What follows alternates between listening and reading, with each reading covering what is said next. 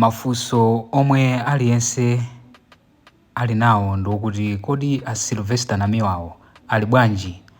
Izi zikusatira video imene idaonesedwa masana wa lero pamene amaonesa kuti ali kuchipatala ndipo kumsana kwawo anamenyedwa kapena kuti kutemedwa ndipo kudali mabala.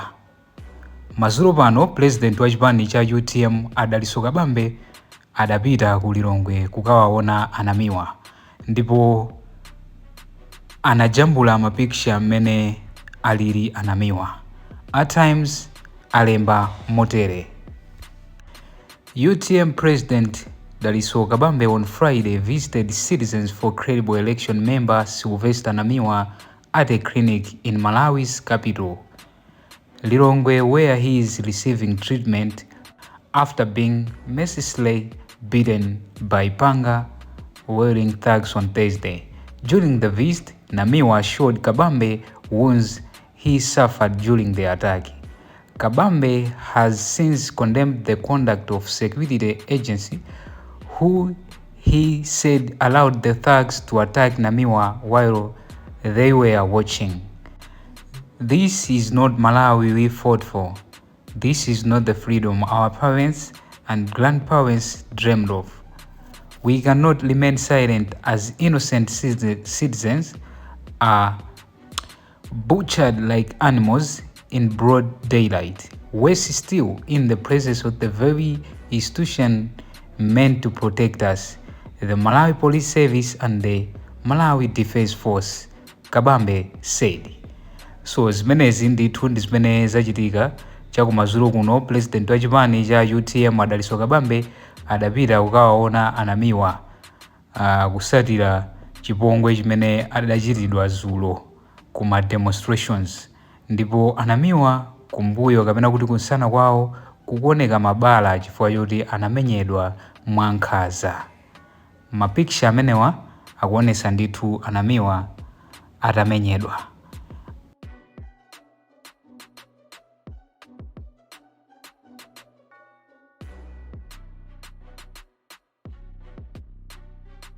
Ndipo awa ndi ena mwa makomenti amene anthu akupanga comment kutengera ma pictures amene ayikidwa pa Times 360 Malawi. Tikusiyani mukuona makomentiwa, inunso mutha kuyika komenti yanu timve kuti maganizo anu pa nkhani imeneyi ndi wokuti chiyani.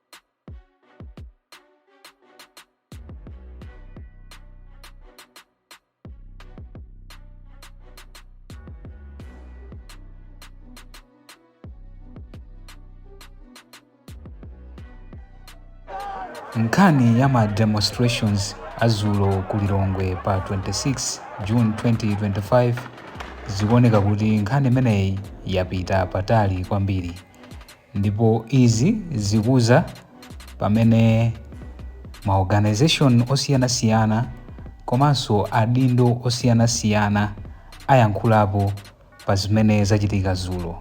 Mwina anthu ena simukuziwa zimene zachitika zulo ndizokuti a Citizen for Credible Elections mosogozedwa ndi a Silvester Namiwa amachitisa zulo ma demonstrations ku Lilongwe, ku Blantyre, ku Nzuzu komanso ku Mangochi. Makamaka ma demonstrations amenewa adali ofuna kukakamiza akuluakulu akumeki kuti alole audit. Zipani zimapempha kuti zikufuna audit asanayambe kuchita zisankho kuti aone kuti machini kapena kuti china chilichonse chimene akugwiritsa ntchito pozavota pa 16 chili mchimake, koma ameki adakana. Chinthu chinanso chimene amachitira ma demonstrations amenewa chifukwa chakukana komweku Citizen for Credible Elections amafuna kukakamiza akuluakulu ameki amenewa a Anapita manja komanso a Andrew Mpesi kuti atule pansi udindo. Koma zimene zidachitika kuma demonstrations makamaka aku Lilongwe zidali zodabwisa pakuti zidasemphana ndi zimene anthu amakhulupirira mene amakhalira ma demonstrations. Kumeneku kudachitika ziwawa zambiri zimene zapangisa kuti akuluakulu ma organization ndi mabungwe ena osiyanasiyana ayankhulepo. Komatu lero lino pa 27 June 2025 zadabwisa wanthu pakuti nkhani imeneyi yawapeza ma embassies osiyanasiyana amene ali pa ubwenzi ndi Malawi, ndipo US Embassy imene ili pa ubwenzi waukulu kwambiri ndi Malawi yalemba lero kupanga condemn ma demonstrations amene anachitika ndi zimene sizidachite bwino. Iwowa alemba kuti United States Embassy in Malawi statement by Charge Affairs Ahmed Diaz condemning violence against peaceful protesters June 27, 2025. I was sickened to see the violence against peaceful demonstrators by a group of armed assailants in Lilongwe yesterday. What was particularly appalling was the failure of the Malawi Police Services and Malawi Defense Force to carry out their duties to protect their fellow citizens. A fundamental duty of government is to ensure that the citizens can easily exercise their rights under the Constitution. Umenewu ndi uthenga umene US Embassy kapena kuti ambassador wa ku United States of America amene tili naye pa ubwenzi mdziko lino walemba pa tsamba lake la Facebook.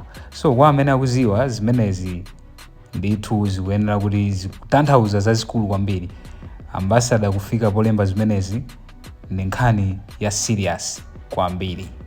So tatiye tione ena mwa comment amene akulembapo anthu pa zimene ambassador wa ku United States walemba kuzera pa Facebook page yake kuti sadasangalasidwe ndi zimene zidachitika zulo, kulesa kapena kuti kumenya munthu amene amachita exercise freedom yake yopanga ma demonstrations. Apa akuti democracy is expressed through peaceful demonstrations and freedom of speech. We miss this in Malawi. Our democracy is at siege. Amene wanda akanyeze alemba panepo. Makomenti amene akulembedwa apa akulembedwa kapena kuti achitidwa komenti pa tsamba la US Embassy zimene adalemba a US Embassy kapena ambassador wa ku US pa tsamba lawo. So anthu akuchita komenti motero. Pamenepa pakuvumba ndithu makomenti akuti tigwireni ntchito m'malo mwathu afinye, tiye naone akupangaso mabomba a nuclear amenewa. Thank you Mala for adding a voice. Ena akuti zisakukhuzeni US Embassy. ndiye wina wampanga reply kuti chitsiru iwe simukuziwa kuti chakwera kudalira chithandizo cha America. So zimenezi ndi zimene akuchita anthu comment pa page ya US Embassy, makamaka ambassador amene amayimirira dziko la United States of America mu dziko lathu lino. So si US yokha imene yapanga condemn violence imene inachitika dzulo, komanso UK yalembanso kuzera pa Facebook page yawo kuti zimene zinachitika dzulo sizidachite bwino, ndipo iwowa alemba motere. UK in Malawi page yawo ya pa Facebook imene akuti a joint statement from UK and other heads of mission following recent violence. So iwowa akuti achita statement ya joint ni maiko